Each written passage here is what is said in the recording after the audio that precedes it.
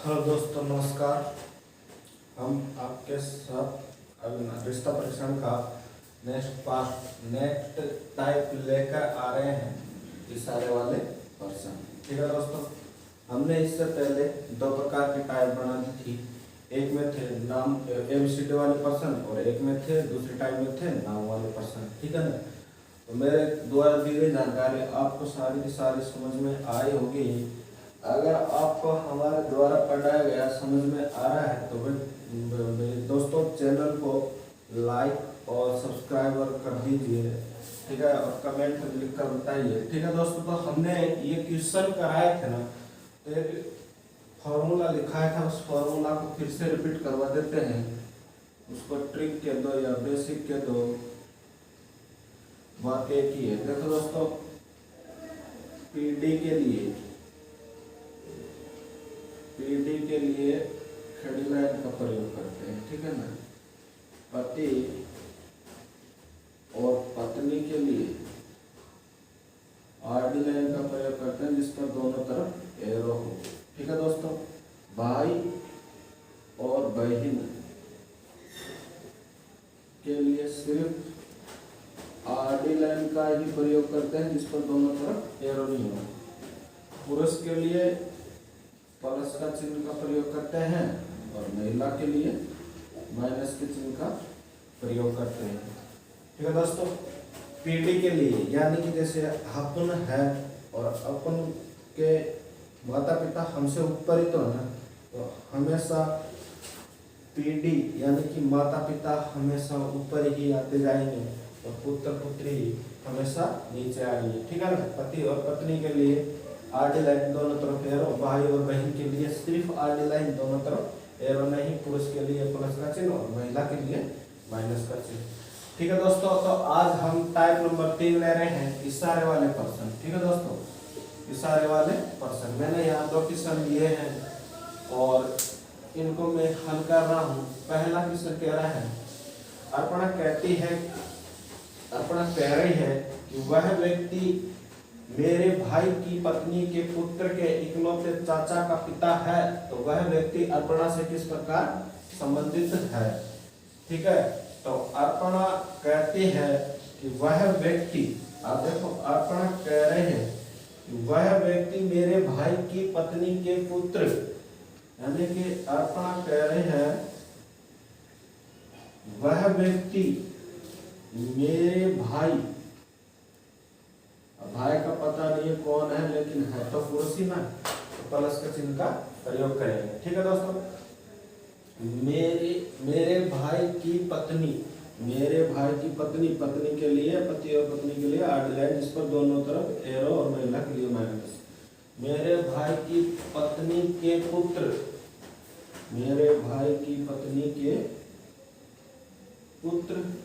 ठीक है ना।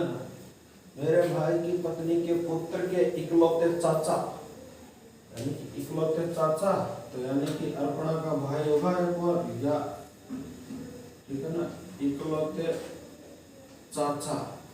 ठीक है दोस्तों, इकलौते चाचा का पिता है, इकलौते चाचा का पिता है। इसका एक चाचा हो गया ना, चाचा का क्या है, पिता है।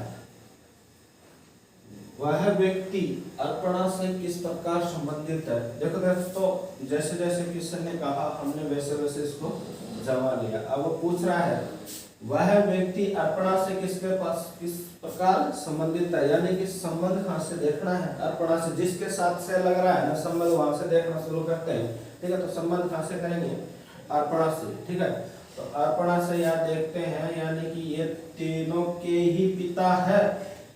ठीक है, तीनों के ही पिता है। ठीक है, तो अर्पणा से देखते हैं, तो अर्पणा का भी ये क्या है, पिता है। ठीक है, तो वह व्यक्ति अर्पणा का क्या लगेगा, पिता है। अगर वो ऐसे पूछ ले तो मान लो वह व्यक्ति अर्पणा के भाई की पत्नी का क्या लगेगा, तो वह व्यक्ति अर्पणा के भाई की पत्नी से किस प्रकार संबंधित है, ऐसे पूछ लेता है क्वेश्चन।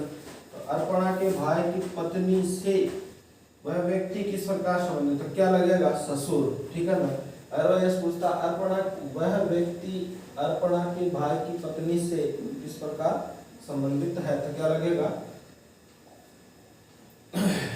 क्या लगेगा, ससुर लगेगा। ठीक है दोस्तों, देख लो एक बार और समझा देता हूँ। वह अर्पणा कहती है कि वह व्यक्ति, अर्पणा कह रही है कि वह व्यक्ति मेरे भाई की पत्नी के इकलौते चाचा, भाई पिता तो चाचा हो नहीं सकता क्योंकि ये दोनों इसके माता पिता है, किसके, एक और भाई है अर्पणा के, इकलौते चाचा के पिता है, तो वह व्यक्ति अर्पणा से क्या लगेगा, पिता, क्या लगेगा दोस्तों, पिता। उसी प्रकार दूसरा क्वेश्चन देखते हैं, ये पहले का सॉल्यूशन है, ठीक है ना दोस्तों। उसी प्रकार दूसरा क्वेश्चन, रामलाल ने अर्जुन से कहा कल मैंने, कौन कह रहा है, रामलाल कह रहा है, रामलाल कह रहा है, रामलाल ने अर्जुन से कहा कल मैंने मेरी दादी, यानी कि रामलाल के पिता की क्या माँ, मेरी दादी की बेटी, ये लोग है, यानी कि ये हो गई मेरी दादी की बेटी के इकलौते भाई, यही हो गया, ठीक है ना, इकलौते भाई को हरा दिया। तो रामलाल ने किससे हराया भाई, रामलाल ने किससे हराया, अपने पिता को हराया, किसको हराया, पिता को हराया। ठीक है, क्वेश्चन नंबर 2। ठीक है दोस्तों, देख लो एक बार और समझा देता हूँ।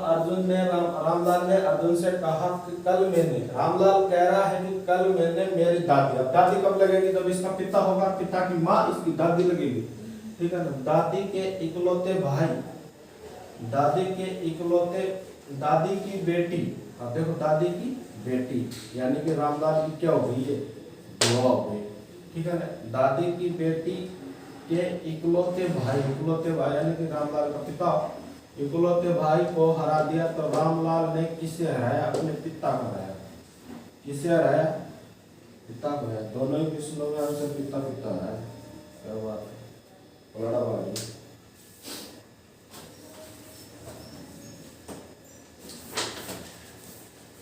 एक और किस्सा लेते हैं,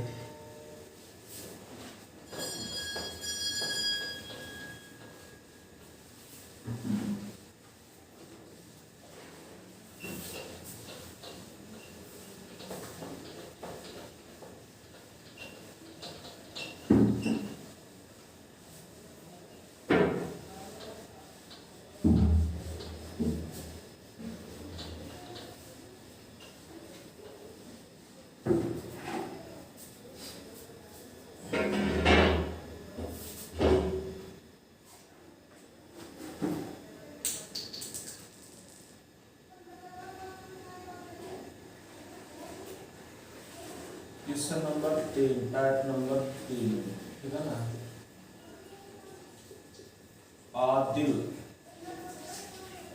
आदिल ने कहा,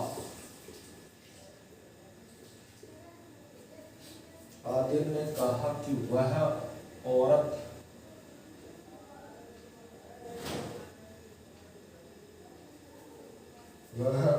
मेरे भतीजे के पिता,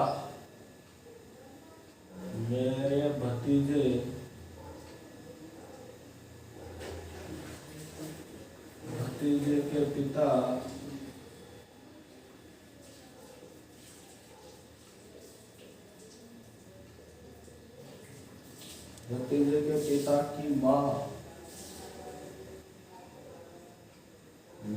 की, भतीजे के पिता की माँ की इकलौती बहू,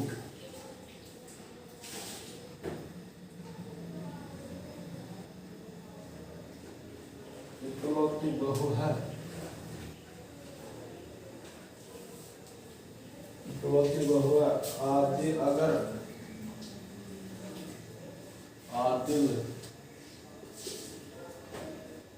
अगर आदिल का केवल एक भाई है,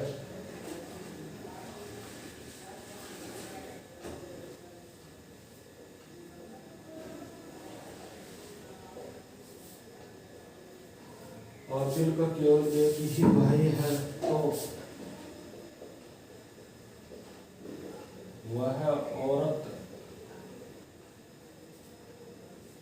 तो वह औरत आदिल से किस प्रकार संबंधित है?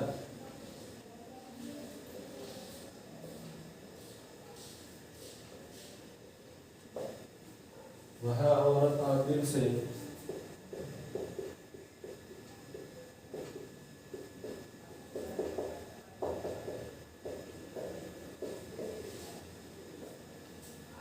ऑप्शन दे रहा है। ए ऑप्शन बहन, सी बी ऑप्शन माँ, सी ऑप्शन भांजी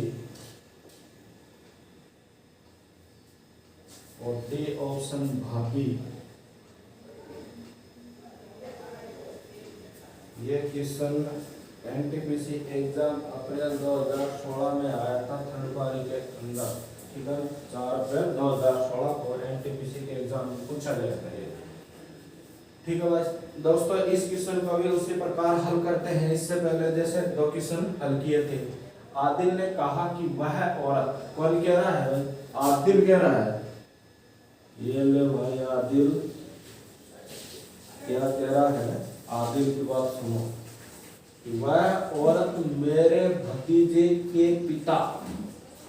अब देखो भाई, इसका भतीजा कब होगा? जब इसका भाई होगा मेरे और इसका बेटा होगा। अब क्या देखा दो, वह औरत मेरे भतीजे के पिता, ठीक है, मेरे भतीजे के पिता की माँ,